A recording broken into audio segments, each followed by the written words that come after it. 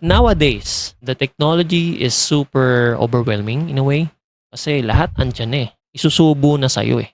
Ngunguyain mo na lang. So, what's the point of you not trying or being left behind? Andyan na lahat ng available resources na pwede mo makuha. Imagine, ako, I can say, nag-start ako ng hindi pa ganun kasustansya ang YouTube, no? And I started with the book then. And ano talaga, walang mentor. More on sariling sikap, sariling aral. Pero hindi pa ganun ka dami yung resources. Kailangan lang maging resourceful ka. So, paano nga ba natin ma-achieve yung first world Philippines? Na pangarap natin, pangarap ng mga negosyante, pangarap ng maraming Pilipino na tayong mga Pilipino ay alam nating world class tayo.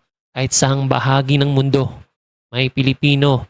Tayo ay kilala bilang hospitable, hard worker.